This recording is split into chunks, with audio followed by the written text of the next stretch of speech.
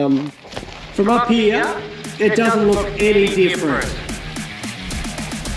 Milk in the vat, components, literage, it was roughly the same as what I was giving him with.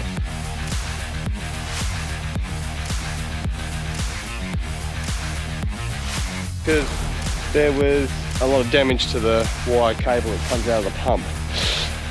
I'm gonna have to make sure is that I don't drop this and get it caught again in the bottom.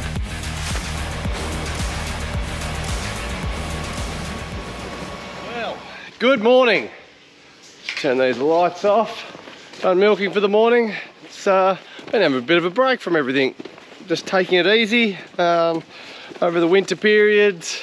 Haven't picked up the camera in about 3 weeks. Just been trying to lay low and sort of refresh, get ready for the impending calving. So we're milking about 60 odd cows at the moment. We call them the carryovers, and they've just been through all of July, and what are we today? We are the 7th of August, and just yesterday we had our first calf. Now that is 8 days ahead of schedule. We actually planned on start calving about the 15th of August, which is a bit later than last year. I just feel like it'll suit our pasture growth curve when we have peak numbers and peak production. So that's what I was sort of trying to target there.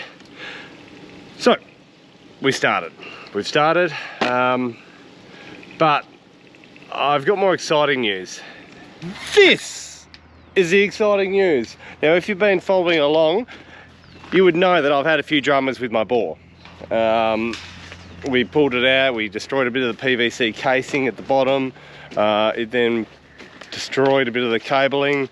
We had to pull it out originally because the pump failed. The electric pump on the bottom had just died, so completely burnt out. And yeah, so I called the drillers and they were like, shivers, Josh, we're 18 months away, mate. We won't get there. And that was about October. So fast forward nine months-ish, and they're here. So what happened with the bore is that I'll give some numbers, and I mean, I'm a visual person, so maybe I should draw it down, but we'll do a thing. Okay, scrap that. I don't really have time to get on and draw it all out, because I need to pack this stuff up and get it all ready. So Here's the bore. what happened was we pulled it out and we grabbed the bottom of the casing, the PVC casing. So the bore pump itself sits down at about 40 meters, and the PVC casing goes down to 28 meters. So as we were pulling the pump up, because it was buggered, we've grabbed the bottom of the casing and we've sort of tore it a little bit, which takes a bit of effort, but because we're pulling it out with a tractor, didn't really notice it. We did notice it when we pulled it out because there was a lot of damage to the wire cable that comes out of the pump. So my thoughts was that I need to replace that PVC casing, but after we saw the camera footage was that no, it was just down at the bottom. I thought it might have been halfway along or something along those lines. But what gave it away is because we had to use a camera, because this pump here that we put down, because that pump, that little pump, supplies water for the dairy. I'm rushing through this a lot, I know, but there's a lot to recap because it's been a saga of my life for a while. When we put this pump down, it got lodged in that broken piece of PVC, and we had a guy come along with a camera. He sent his camera down. It has all the works, like it had the meterage and we could see everything. So what he did was he just kept on banging that camera until we got that dislodged, we got it up out of the way, and just decided that, look, it's just at the bottom. When these guys come, the drillers, they come, they'll essentially probably just drill through that bit of broken PVC if it's in the way.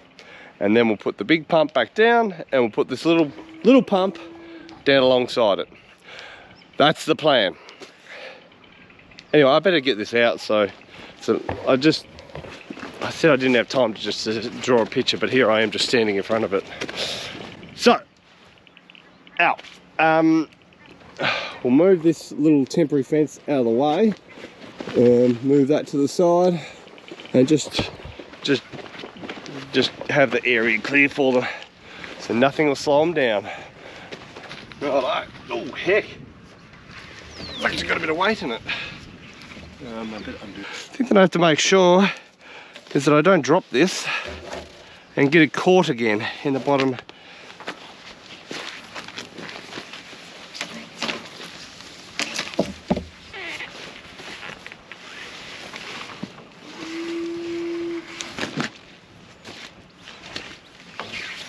Have me a wee bit nervous. Can't drop it.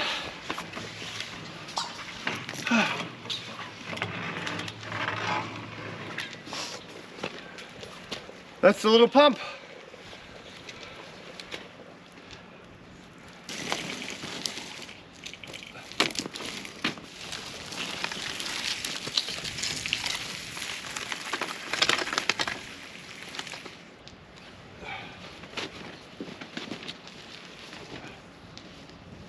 Whew. That is muddy, horrible work. Don't need my beanie anymore now, which is a plus. Now before they come, I guess I've got time to race up and feed the milkers. We're also going to shuffle the heifers down the road, and also we're going to move the dry cows. There's a bit going on at the moment. One of the busier days I've had in a while. To be honest, I've just been taking it nice and easy, and yeah, spending a lot more time with the family, and it's been great. I've really enjoyed it.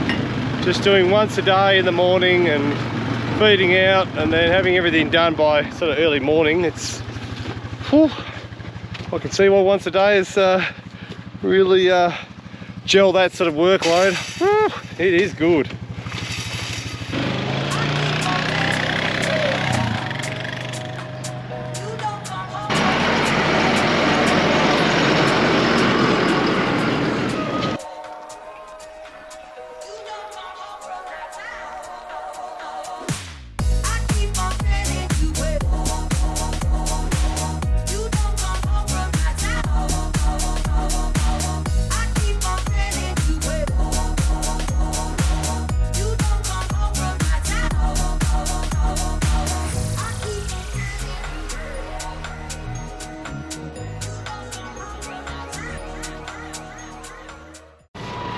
Now I am just feeding hay to the milkers, which seems a little bit backward, because you obviously want to be feeding the milkers as best quality possible. But I mean, we're feeding them some really high quality grass at the moment. It's magic. And they're getting close to 4 to 5 kilos of pellets every day. And the fact is that they're late in lactation. So these are empties and late calvers. So obviously the empties could possibly milk for a lot longer and keep pushing along, but the late calvers, I mean, they'll be drafted out probably next week, just to give them enough break before they're actually due to calve. Like, I'm really happy with the condition and how they look, and even how they're producing. I did try some silage, and it didn't seem to make any difference with milk in the vat, components, literage. It was roughly the same as what I was giving them with the hay, with the hay. So for us, yeah, we've just decided to go with hay. It's just probably a little bit easier to handle, and probably a little bit cheaper too, just to save on costs. But no, they're looking good. Good girls, good job. That there is actually a little heifer from Cockers. They had 2 heifers that calved a couple of days before they were going to dry off, so luckily for them they could send them down to me, and we can milk them until they're ready to take them back, probably again in another week as well.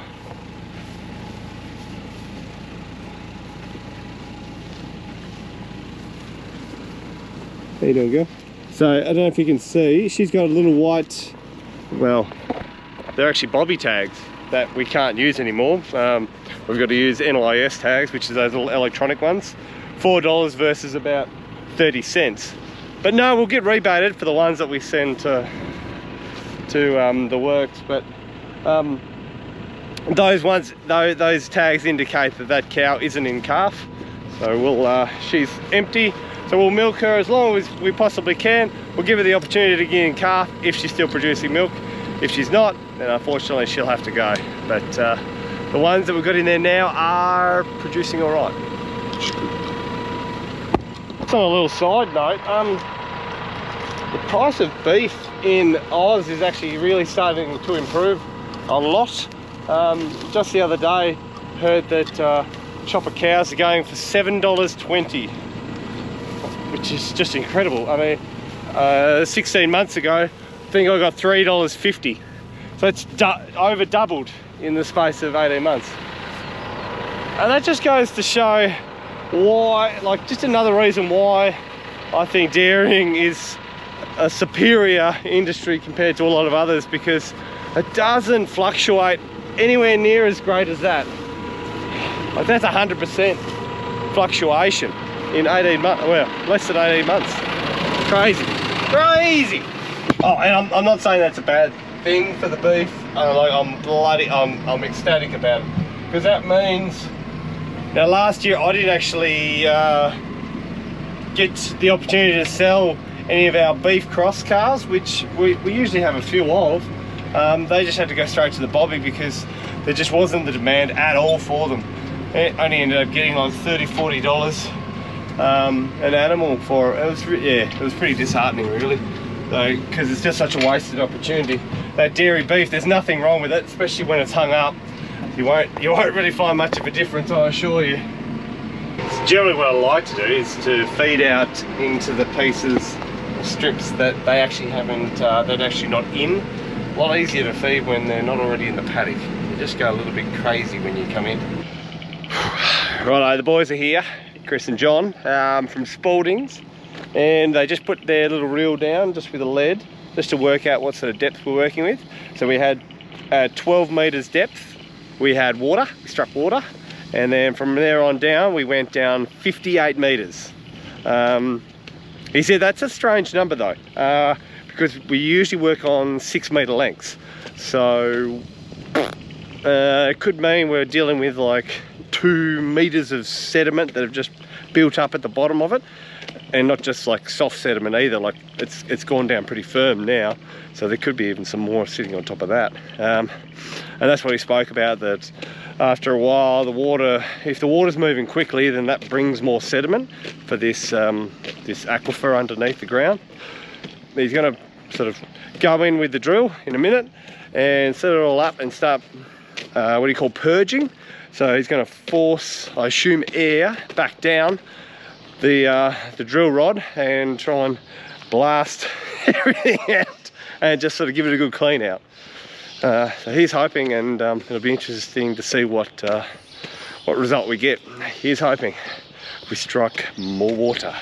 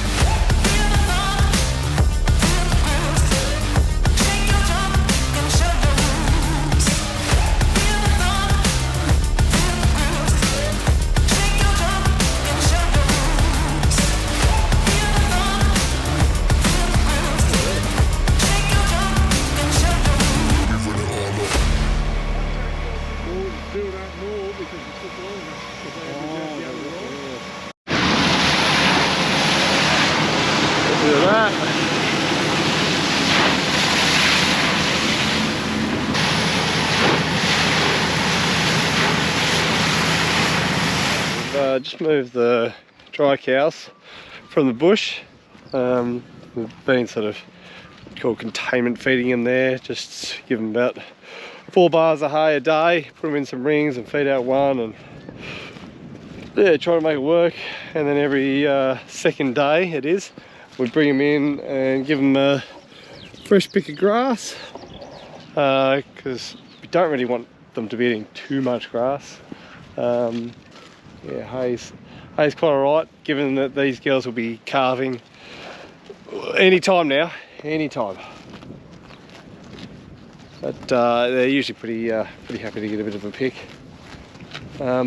Tomorrow we might bring them through the dairy and run them through, and then just have a bit of a look at see if they're springing up a bit like this one. See how her udder is starting to fill, valve's starting to swell, looking good.